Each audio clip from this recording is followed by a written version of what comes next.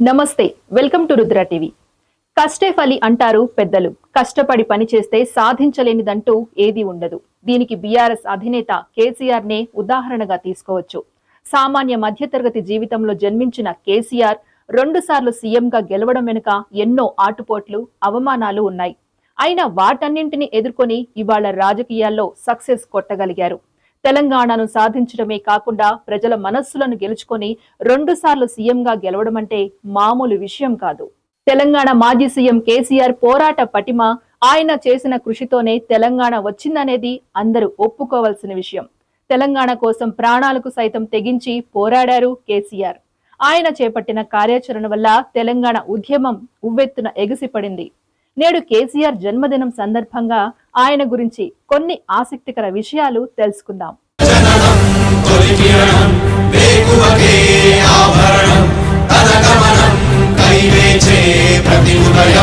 కేసీఆర్ కు ఎన్నో ఒత్తిళ్లు ఇతర పార్టీల నుంచి వచ్చినా వాటన్నింటినీ తట్టుకొని ఆయన నిలబడగలిగారు. చివరి వరకు పోరాటంతోనే ఢిల్లీ అధిష్టానం సైతం కిందకు దిగిరాక తప్పలేదు. ఆయన చేసిన పోరాటంతో తెలంగాణ ఇచ్చేందుకు కాంగ్రెస్ ముందుకొచ్చింది.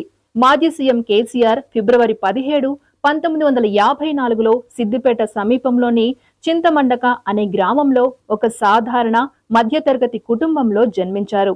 తండ్రి పేరు రాఘవరావు కాగా తల్లి పేరు వెంకటమ్మ. కేసీఆర్ కు 9 మంది సోదరీమణులు ఉండగా ఒక అన్నయ్య ఉన్నారు. సిద్దిపేట డిగ్రీ కాలేజ్లో హిస్టరీ, పొలిటికల్ సైన్స్, తెలుగు సబ్జెక్టులతో కూడిన BA చదివారు. ఆ తర్వాత హైదరాబాద్ లోని ఉస్మానియా యూనివర్సిటీలో తెలుగు సాహిత్యంలో MA డిగ్రీ పూర్తి చేశారు. 1969 ఏప్రిల్ 23న శోభతో కేసీఆర్ కు వివాహమైంది. కుమారుడు కేటీఆర్, కూతురు కవిత ఉన్న విషయం మనకు తెలిసిందే. కేసీఆర్ కు కాలేజ్ రోజుల నుంచే రాజకీయాలపై ఆసక్తి ఉండేది. కాలేజీలో చదువుకునే సమయంలోనే విద్యార్థి సంఘం అధ్యక్ష పదవికి పోటీ చేశారు. ఆ తర్వాత కాంగ్రెస్ పార్టీ నుంచి రాజకీయ ప్రస్థానం మొదలుపెట్టిన కేసీఆర్ మెదక్ జిల్లాలో యూత్ కాంగ్రెస్ నాయకుడిగా పనిచేశారు. కాంగ్రెస్ నాయకుడు అనంతుల మదన్ మోహన్ ను కేసీఆర్ తన రాజకీయ గురువుగా భావించేవారు. విశ్వవిఖ్యాత నందమూరి తారక రామారావుకు కేసీఆర్ వీరాభిమాని. దీంతో ఎన్టీఆర్ మీద ఉన్న అభిమానంతో 1983లో కాంగ్రెస్ పార్టీకి రాజీనామా చేసి తెలుగుదేశం పార్టీలో చేరారు. 1983 ఎన్నికల్లో తన రాజకీయ గురువైన మదన్ మోహన్ పై కేసీఆర్ పోటీ చేసి కేవలం 877 ఓట్ల తేడాతో ఓటమి చెందారు. ఆ తర్వాత జరిగిన ఎన్నికల్లో సిద్దిపేట నియోజకవర్గం నుంచి టీడీపీ తరపున ఎమ్మెల్యేగా గెలిచారు. 1990లో మెదక్, నిజామాబాద్, ఆదిలాబాద్ జిల్లాల టీడీపీ కన్వీనర్ గా పనిచేశారు. 1992-93 కాలంలో పబ్లిక్ అండర్ టేకింగ్ చైర్మన్ గా, 1987-88 మధ్య కాలంలో ఎన్టీఆర్ కేబినెట్ లో మంత్రిగా పనిచేశారు. ఆ తర్వాత 1996లో చంద్రబాబు కేబినెట్ లో రవాణా శాఖ మంత్రిగా పనిచేయగా 2000 నుంచి 2001 వరకు డిప్యూటీ స్పీకర్ గా పనిచేశారు. 2001 ఏప్రిల్ 21న కేసీఆర్ డిప్యూటీ స్పీకర్ టీడీపీకి రాజీనామా చేశారు. చంద్రబాబు మంత్రి ఇవ్వలేదనే అసంతృప్తే దీనికి కారణమని చెబుతారు. ఏపీ నాయకుల పాలనలో తెలంగాణ వివక్షకు గురవుతుందని ప్రత్యేక రాష్ట్రం ఏర్పాటే లక్ష్యంగా 2001 ఏప్రిల్ 27 తెలంగాణ రాష్ట్ర సమితి పార్టీని స్థాపించారు. తెలంగాణ ఇస్తామని హామీ ఇవ్వడంతో 2004లో కాంగ్రెస్ తో పొత్తులో కరీంనగర్ నుంచి ఎంపీగా కేసీఆర్ గెలిచారు.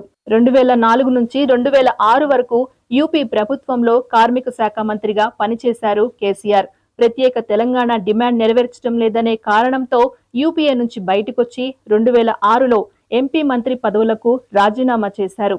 ఆ తర్వాత జరిగిన ఉప ఎన్నికల్లో కరీంనగర్ ఎంపీగా 2 లక్షలకు పైగా ఓట్లతో జీవన్ రెడ్డిపై గెలుపొందారు. 2008లో తెలంగాణ రాష్ట్ర సాధన కోసం మళ్లీ బీఆర్ఎస్ ఎంపీలు, ఎమ్మెల్యేలందరూ రాజీనామా చేయగా ఆ ఉప ఎన్నికల్లో కరీంనగర్ లోక్సభ స్థానం నుంచి 15,000కు పైగా మెజార్టీతో కేసీఆర్ గెలిచారు. అలాగే 2014లో గజ్వేల్ నియోజకవర్గం నుంచి ఎమ్మెల్యేగా, మెదక్ పార్లమెంట్ స్థానం నుంచి ఎంపీగా కేసీఆర్ గెలిచారు.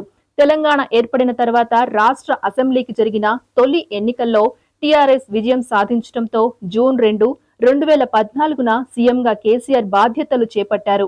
ఆ తర్వాత 2018 ముందస్తు ఎన్నికల్లో మరోసారి గెలిచి సీఎం అయ్యారు. 9 ఏళ్ల పాలనలో రైతు బంధు, దళిత బంధు, షాదీ ముబారక్, కళ్యాణ లక్ష్మి, పేదలకు డబుల్ బెడ్రూమ్ ఇళ్లు, అలాంటి అనేక సంక్షేమ పథకాలతో ప్రజలకు కేసీఆర్ దగ్గరయ్యారు.